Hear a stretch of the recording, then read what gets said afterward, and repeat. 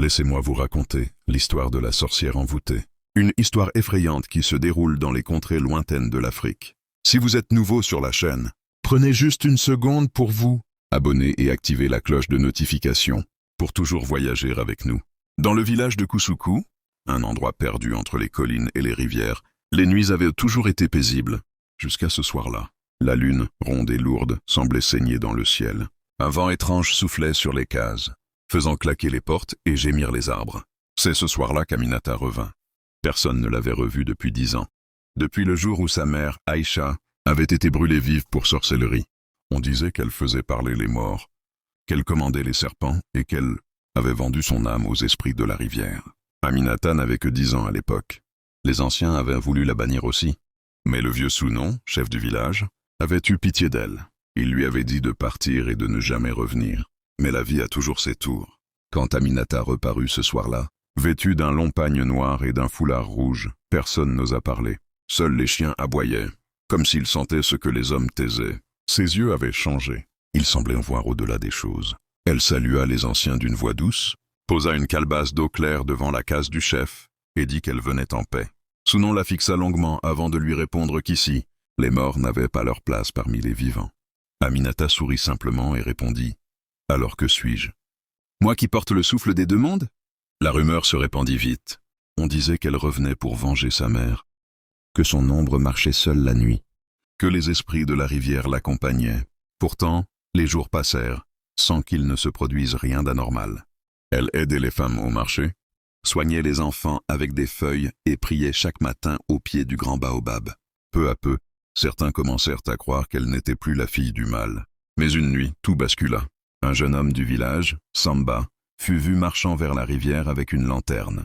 On dit qu'il allait chercher de l'eau pour sa femme enceinte. Il ne revint jamais. Le lendemain, on retrouva sa lanterne brisée et des traces étranges sur le sol, comme si quelque chose de lourd avait été traîné dans la boue. Ce fut à ce moment-là que le vent du mal commença à souffler sur Kousoukou. Le devin Sosa fut appelé. Après avoir observé les empreintes et jeté du kaolin sur l'eau, il déclara que le fleuve avait été profané et qu'un esprit cherchait vengeance. Tout le monde pensa aussitôt à Aminata. Le soir, les femmes fermèrent leurs portes plus tôt. Les enfants furent gardés à l'intérieur. Mais Aminata, elle, restait dehors, assise devant sa case, les yeux levés vers le ciel rouge. Cette nuit-là, la rivière chanta. Une voix douce, presque humaine, se fit entendre, répétant le nom d'Aminata. Les anciens dirent que c'était un signe que le passé revenait. Mais Aminata savait déjà que ce n'était pas le passé. C'était le début. Le lendemain, un cri déchira le matin. C'était Mariama, la vendeuse de légumes. Elle avait découvert le corps de Samba au bord de la rivière. Son visage figé exprimait une peur indicible, et un serpent mort s'enroulait encore autour de son cou. Le chef Sounon et le devin Sosa accoururent. Les anciens observaient en silence. Le devin prit une poignée de sable et la laissa couler lentement dans l'eau. Puis il déclara que la terre venait de boire le sang d'un innocent. Quand Aminata arriva, les murmures reprirent. Certains reculèrent, d'autres se signèrent. On disait que le serpent portait la même marque que celui aperçu près de sa case. Sounon ordonna que le corps soit enterré avant la nuit, mais Sosa secoua la tête. Il dit que la rivière attendait encore son offrande. Cette nuit-là, Aminata ne put dormir. Dans sa case, elle sentit une présence. Le feu de sa lampe vacilla, et une voix, celle de sa mère, résonna dans son esprit. « Ma fille, ils savent. Le lien n'est pas rompu. Tu portes le sceau du retour. » Puis tout s'éteignit. Elle sentit une main glacée lui saisir la cheville, et une autre voix, plus grave, siffla « Le sang m'appartient ». Au matin, elle découvrit une marque noire sur sa peau. Elle courut chez Sosa. Le vieil homme la regarda longtemps avant de parler. « Ta mère a conclu un pacte pour sauver ton père. Ce pacte lie votre lignée aux esprits de Déé. Tant que la dette n'est pas payée, le mal restera attaché à ton nom. » Il lui remit un petit sac de poudre rouge et lui ordonna d'aller seule au sanctuaire avant le coucher du soleil. Là-bas, elle devait répandre la poudre sur la pierre du milieu. Si son cœur était pur, les esprits parleraient. Sinon, il la prendrait. Le soir venu, Aminata suivit le sentier. Au sanctuaire, 3 pierres se dressaient dans le silence. Elle versa la poudre et attendit. Une brume monta, une silhouette apparut.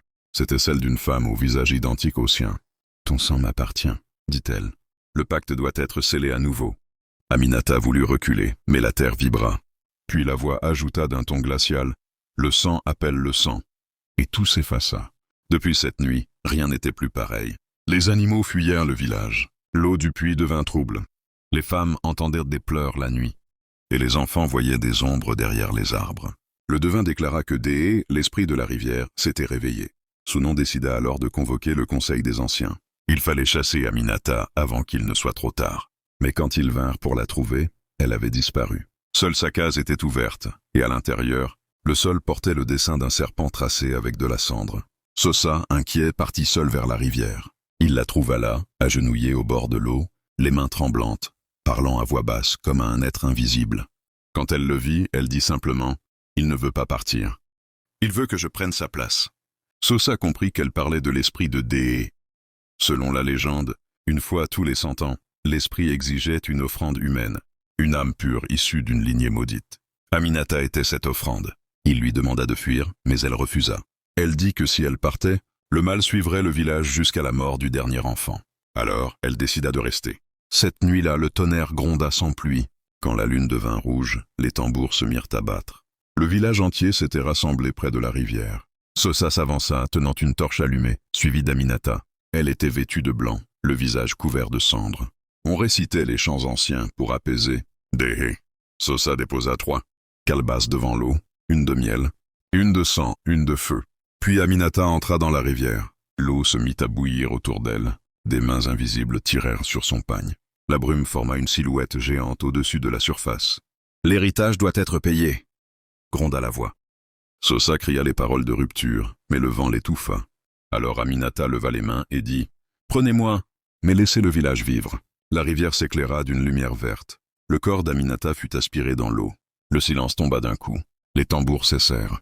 Puis, doucement, l'eau redevint claire. Le lendemain, le soleil se leva sur un village calme. L'eau du puits était redevenue limpide. Les oiseaux chantaient à nouveau. Mais Aminata n'était plus là. On dit qu'elle avait disparu pour toujours. Pourtant, certaines nuits, les femmes entendent encore une voix au bord de la rivière, chantant doucement les anciens psaumes. Un mois plus tard, Mariama donna naissance à une fille. L'enfant avait les yeux d'Aminata, et sur sa cheville, une petite marque noire. Le devin Sosa comprit alors que le cycle n'était pas brisé. Le mal s'était seulement endormi, car le sang appelle toujours le sang.